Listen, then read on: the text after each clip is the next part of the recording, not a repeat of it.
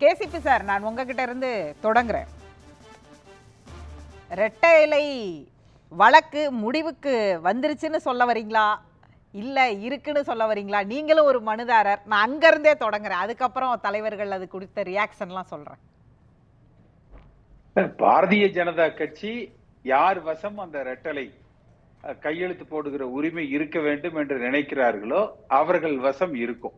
இதுல நம்ம பொருத்தி பார்க்க வேண்டியது என்னன்னா, திரு ஓபிஎஸ் அவர்கள் ரெட்டைலை சின்னத்துலதான் போட்டியிடுவேன் என்று திரு ஓபிஎஸ் சில நாட்களுக்கு முன்பு சொல்றாரு.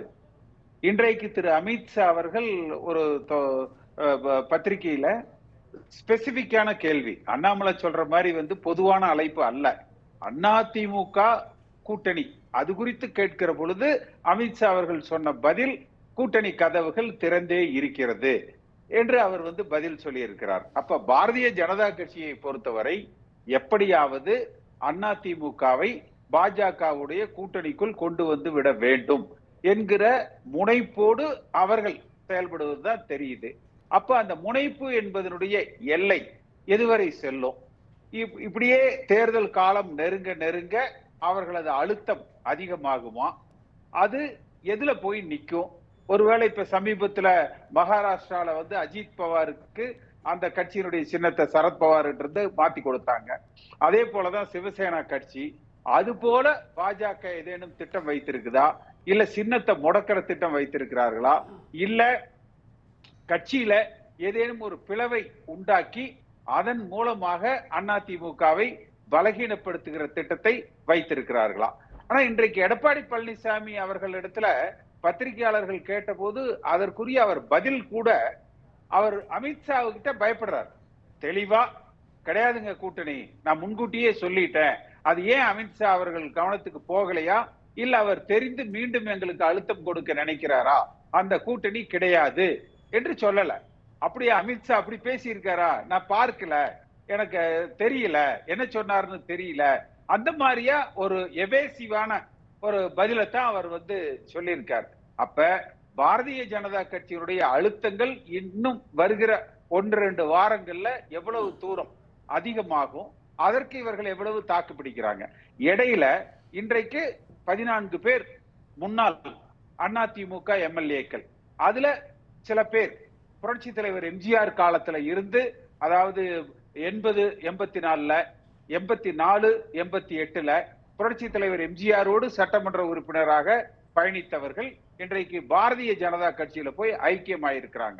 இது எடப்பாடி பழனிசாமிக்கு இந்த இயக்கத்தை ஒன்றிணைத்து வழிநடத்துகிற வல்லமை அவரிடத்தில் இல்லை. இதைத்தான் காட்டுது. அவர்கள் யாருமே பாரதிய ஜனதா கட்சியை பிடிச்சு கொள்கை ரீதியாக இந்த மாற்றத்திற்கு அவர்களை உட்படுத்திக் கொள்ளவில்லை. அவர்கள் எல்லோருமே பார்த்தீங்கன்னா 70 வயதுக்கு மேல ஆனவர்களா, 75 வயசை தாண்டியவர்களா கூட இருப்பாங்க.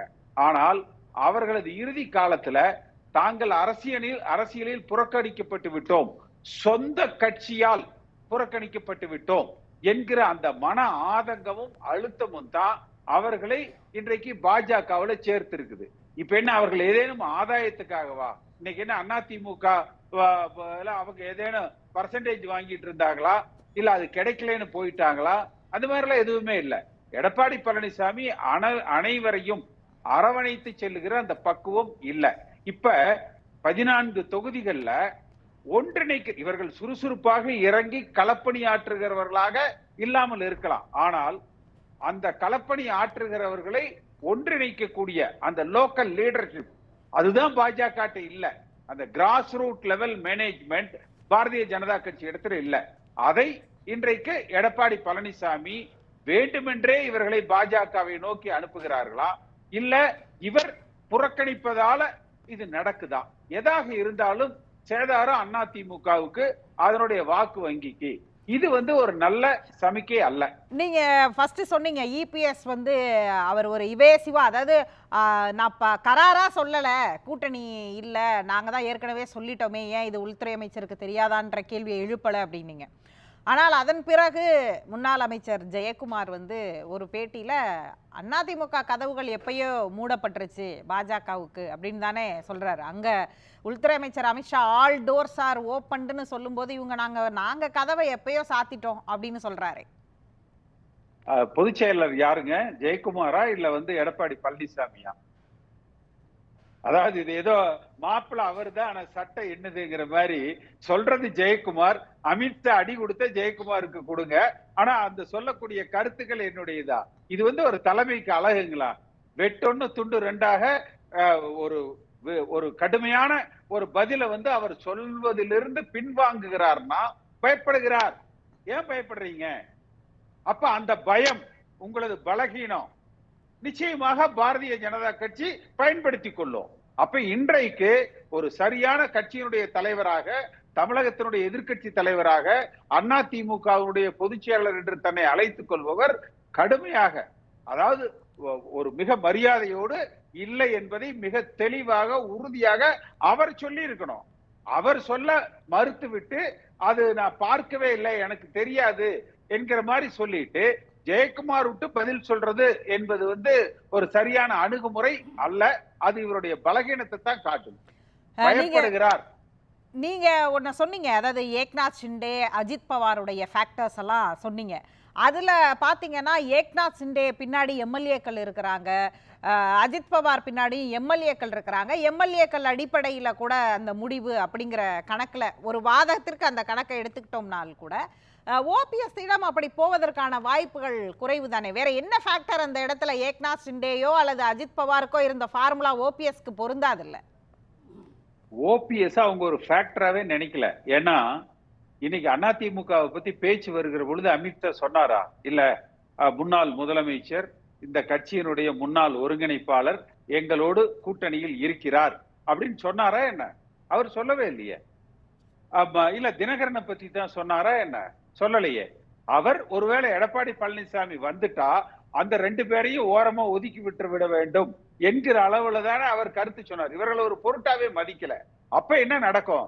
அதாவது இந்த முன்னாள் எம்எல்ஏக்கள் பாஜக சேர்றாங்கன்னு 2-3 நாளாக சமூக வலைதளத்துல ஒரு செய்தி வந்தது. அப்ப இந்த செய்திக்கு பிறகு இன்றைக்கு வர்ற செய்திகள் எல்லாம் சமூக வலைதளங்கள்ல அடுத்து வேலுமணியை வைத்து ஒரு பிளவு நாடாளுமன்ற தேர்தலுக்கு முன்பாக அல்லது உடனடியாக அல்லது நாடாளுமன்ற தேர்தல் முடிந்ததற்கு பிறகாக என்கிற ஒரு சிந்தனை பாரதிய ஜனதா கட்சி இடத்துல இருக்கு. அப்ப நீங்க அப்படியே கொஞ்சம் பிளாஷ்பேக் 2017க்கு போனீங்கன்னா ஓபிஎஸ் கூட சசிகலா கூட இருந்த எடப்பாடி பழனிசாமி பிரிந்து ஓபிஎஸ் கூட இணைந்து தேர்தல் ஆணையத்துக்கு சென்று இதே சம்பிரதாயங்களை வந்து மீண்டும் நடத்துவதற்கு தயங்காதவர்கள் பாரதிய ஜனதா கட்சியை சார்ந்தவர்கள். தேர்தல் என்று வந்துவிட்டால் எந்த எல்லைக்கும் எந்த பழி பாவங்களுக்கும் செய்து வெற்றி ஒன்றே குறிக்கோள் என்கிற நோக்கத்தோடு செயல்படுபவர்கள் பாரதிய ஜனதா கட்சி. இதுல ஒரு வாதத்திற்கு எடுத்துக்கிட்டோம்னாலும் கூட நீங்க சொல்றது மாதிரி, ஏன்னா கொஞ்ச நாளைக்கு முன்னாடி இந்த ஏக்நாத் ஷிண்டே அவர் முதலமைச்சரான அந்த காலகட்டங்கள்ல அவர் மிக தீவிர பேசுபொருளா இருந்த காலகட்டத்துல தேசிய அரசியல்ல இங்க பாஜகவுடைய மாநில தலைவர் கூட அதை சுட்டி காண்பித்தார். தமிழ்நாட்டிலிருந்தும் ஏக்நாத் ஷிண்டேக்கள் உருவாவார்கள் அப்படின்னு அன்னைக்கு சொன்னார். அப்படி பார்த்தா நீங்க சொல்ற மாதிரி முன்னாள் அமைச்சர் வேலுமணின்னு அவ்வளவு கராரா பேரோட சொல்றீங்கன்னா அப்படியான ஒரு திட்டம் இருக்குதா என்ன? இல்ல, நிச்சயமாக பாரதிய ஜனதா கட்சியில இருக்கு. வேலுமணிக்கு முதலமைச்சர் நாற்காலியில அமர்ந்து பார்த்து விட வேண்டும் என்கிற ஒரு திட்டம் வந்து இருக்கு. பாரதிய ஜனதா கட்சி அதை பயன்படுத்திக் கொள்ள தயங்க மாட்டாங்க. அதிமுகவில் எடப்பாடி பழனிசாமியோடு பயணிக்கிறவர்களில் பாரதிய ஜனதா கட்சிக்கு மிக வேண்டியவராக, நெருக்கமானவராக இன்றைய தேதிக்கு அறியப்படுகிறவர் வேலுமணி. அதாவது அகில இந்திய அளவுல பாஜக ஒரு பெரிய கட்சி. அவங்க வந்து ஒரு பக்கம் இன்னைக்கு வரைக்கும், இன்னைக்கு மதியம் வரைக்கும் இன்னும் சொல்ல போனா பிரதமர் மோடி வந்து 40 சீட்டு காங்கிரஸ் ஜெயிப்பாங்க, நாங்க தான் வந்து ஜெயிப்போம், 400க்கு மேல இடங்கள் ஜெயிப்போம், பாஜக மட்டும் தனித்து நின்னாலே 370 சீட்டுகள்ல வெற்றி பெறும் அப்படின்னு சொல்லக்கூடிய அளவுக்கு அவ்வளவு கான்பிடென்ட்டாக பிரதமர் பேசுகிறார். அதிமுக இத்தனை முறை நாங்கள் பாஜகவோட கூட்டணி இல்ல கூட்டணி இல்ல கூட்டணி இல்லைன்னு சொல்லும் போதெல்லாம் அந்த பக்கம் தேசிய அளவுல தலைவர்களும் மௌனமா இருந்தாங்க, மாநில அளவு தலைவர்களும் மௌனமா இருந்தாங்க. ஆனா இன்றைக்கு வந்து உள்துறை அமைச்சர் அமித்ஷா அவங்க முதல்ல இந்த டாக்கை ஓபன் பண்ணதுக்கு காரணமா நீங்க என்ன பாக்குறீங்க? தமிழ்நாட்டுல திமுக வெற்றி பெறக்கூடாது. ஒருவேளை திமுக வெற்றி பெற்றால் அகில இந்திய அளவுல சித்தாந்த திராவிட சித்தாந்தமும் இந்துத்துவ சித்தாந்தங்களும் இப்ப சமீபத்துல அந்த பட்ஜெட்ல கூட பார்த்தீங்கன்னா பெரியாருடைய பெயர், அந்த சில அந்த திராவிட சொற்களை அவர்கள் பயன்படுத்த ஆரம்பிச்சிருக்கிறாங்க. அப்ப சித்தாந்த ரீதியாக பாரதிய ஜனதா கட்சி பயப்படுது. அந்த சித்தாந்தம் என்பது திமுகவுக்கு மட்டும் சொந்தமானது அல்ல, அது அதிமுகவுக்கும் சொந்தமான ஒரு சித்தாந்தம். அப்ப திமுக ஒரு பலம் பொருந்திய தமிழ்நாட்டில் அளவுலையாவது ஒரு 30 எம்பிகள் வென்று நாடாளுமன்றத்தில் ஒரு சைசபிள் எதிர்கட்சியாக அவர்கள் அமர்ந்து விடக்கூடாது, திமுகவை ஜெயிக்க விடக்கூடாதுங்கிறது ஒன்று. இரண்டாவது, நாளை நிச்சயமாக அவர்கள் 400 தொகுதிகளை பெற்றாலும் கூட தமிழ்நாட்டில் நீங்கள் 0 என்கிற அந்த ஒரு கேலிக்கு அவர்கள் ஆளாவாங்க.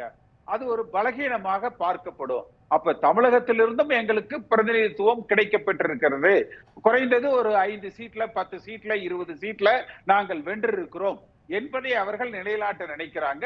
அதை தாண்டி 2026ல கலகங்கள் இல்லாத ஆட்சி, அண்ணாமலை முதலமைச்சர், இதற்கு உண்டான அஸ்திவாரத்தை தற்பொழுது அவர்கள் அமைக்க நினைக்கிறாங்க. பேசுவோம் சார்.